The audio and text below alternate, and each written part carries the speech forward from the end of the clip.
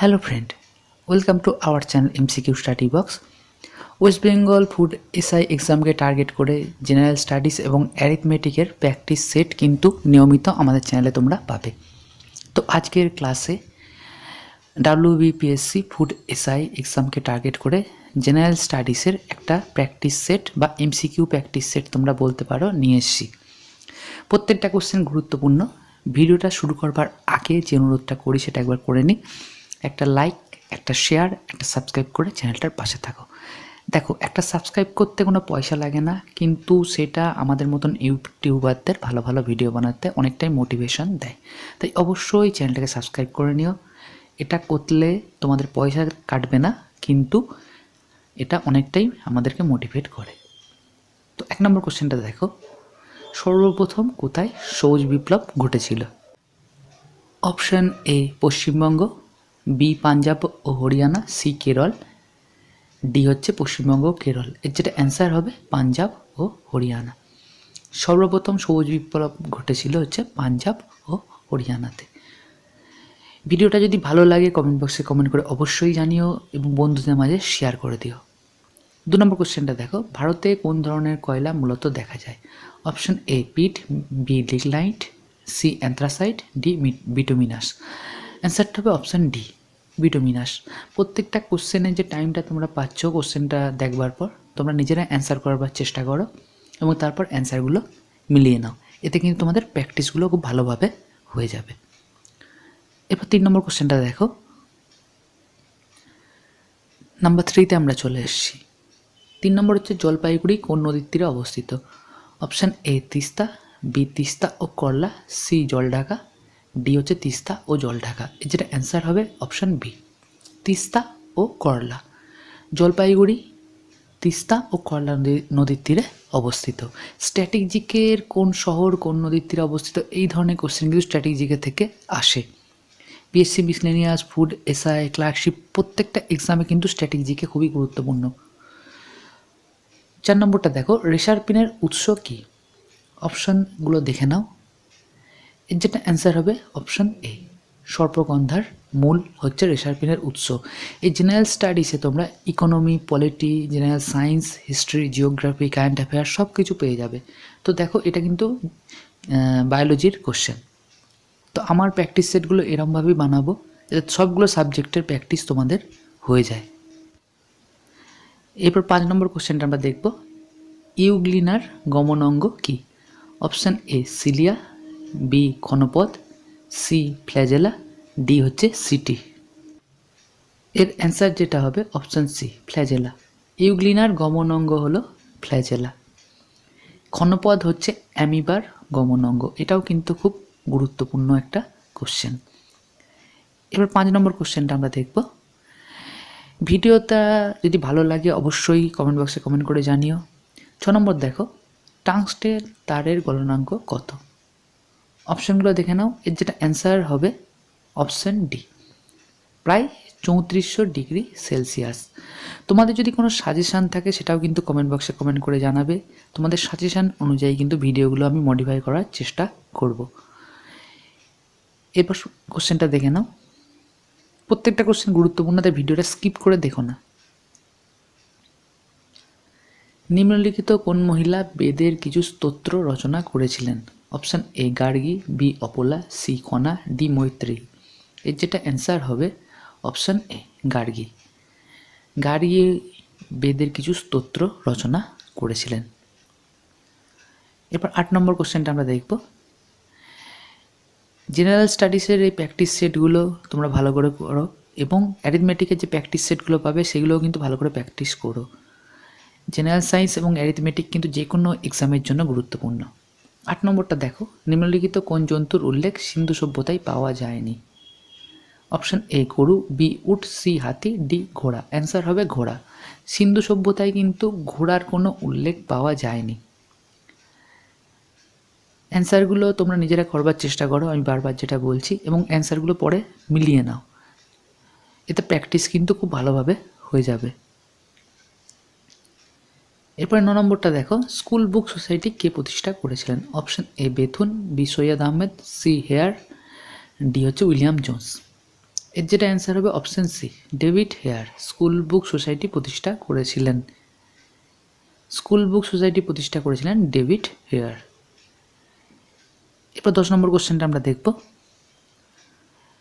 General স্টাডিজের মধ্যে সবগুলো subject কিন্তু তোমরা পেয়ে যাচ্ছ, তাই ভিডিওগুলো অবশ্যই বন্ধুদের মাঝে শেয়ার করে দাও, অনেক স্টুডেন্ট যাতে পড়াশোনা করতে পারে। 10 নম্বর কোশ্চেনটা দেখো, নাদির শাহ কত সালে ভারত আক্রমণ করেছিলেন? অপশনগুলো দেখে নাও এবং করবার চেষ্টা করো। এর যেটা অ্যান্সার হবে অপশন ডি, 1739। নাদির শাহ 1739 সালে ভারত আক্রমণ করেছিলেন। এটা কিন্তু ইতিহাসের একটি গুরুত্বপূর্ণ বৈদেশিক আক্রমণ। এই কোশ্চেনটা কিন্তু আসে বিভিন্ন এক্সামে, নাদির শাহ কত সালে ভারত আক্রমণ করেছিলেন। এরপরে কোশ্চেনটা দেখো, একটি গ্লুকোজ অণুতে কতগুলি বা কয়টি কার্বন পরমাণু উপস্থিত থাকে? অপশানগুলো দেখে নাও। এর যেটা অ্যান্সার হবে 6টা। অপশান এ হবে কারেক্ট অ্যান্সার। একটি গ্লুকোজ অণুতে 6টি কার্বন পরমাণু থাকে। গ্লুকোজের সংকেত হচ্ছে C6H12O6। C6H12O6 হচ্ছে গ্লুকোজের সংকেত। তো এটা অক্সিজেন কয়টি থাকে বা হাইড্রোজেন কয়টি থাকে গ্লুকোজ অণুতে, এইভাবেও কিন্তু কোশ্চেনটা আসতে পারে। এরপরটা দেখো, প্রথম জৈন তীর্থঙ্কর ঋষভদেবের চিহ্ন কী ছিল? এর যেটা অ্যান্সার হবে অপশন বি, ষাঁড়। ষাঁড় ছিল ঋষভদেবের চিহ্ন। এখানে তোমরা জেনে রাখো, মহাবীর যিনি 24তম জৈন তীর্থঙ্কর ছিলেন তার চিহ্ন ছিল সিংহ। মহাবীরের চিহ্ন ছিল সিংহ। এগুলো থেকেও কিন্তু কোশ্চেন আসে।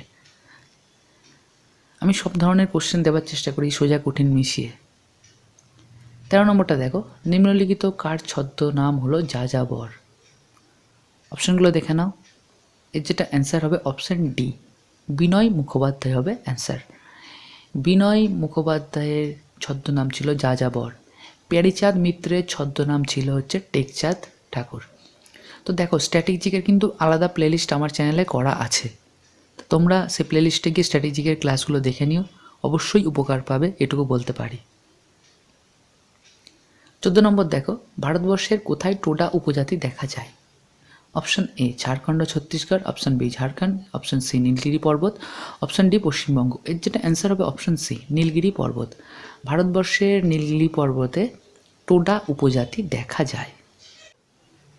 এই কোশ্চেনগুলো আসে, কোন উপজাতি কোথায় দেখা যায় ভারতবর্ষের, এরাও কিন্তু স্ট্র্যাটেজিকের কোশ্চেন। তো স্ট্র্যাটেজিকের যে প্লেলিস্টটা আমার চ্যানেলে করা আছে, সেটাতে গিয়ে স্ট্র্যাটেজিকের ক্লাসগুলো তোমরা অবশ্যই দেখে নিও।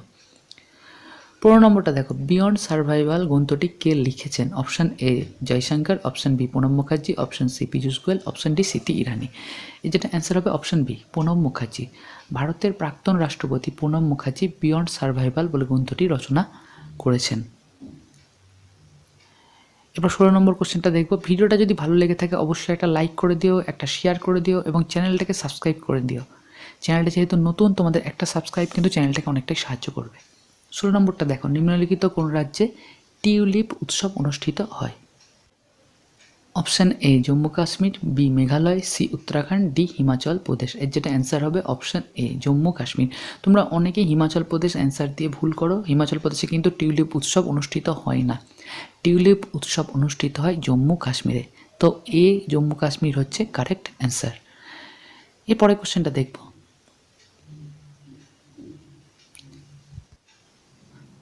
কত তারিখে জওহরলাল নেহরু অবজেক্টিভ রিজলিউশনের প্রস্তাবনা দিয়েছিলেন? অপশানগুলো দেখে নাও। এর যেটা অ্যান্সার হবে অপশান বি, 13ই ডিসেম্বর 1946। 13ই ডিসেম্বর 1946 জওহরলাল নেহরু অবজেক্টিভ রিজলিউশনের প্রস্তাবনা দিয়েছিলেন। এই অবজেক্টিভ রিজলিউশন কিন্তু গণপরিষদে পাস হয়েছিল 22শে জানুয়ারি 1947। 22শে জানুয়ারি 1947 অবজেক্টিভ রিজলিউশন পাস হয়েছিল গণপরিষদে। 18 নম্বর কোশ্চেনটা দেখো, এখনও পর্যন্ত ভারতীয় সংবিধানের প্রস্তাবনা কতবার সংশোধিত হয়েছে? অপশানগুলো দেখে নাও। যেটা অ্যান্সার হবে অপশান এ, একবার।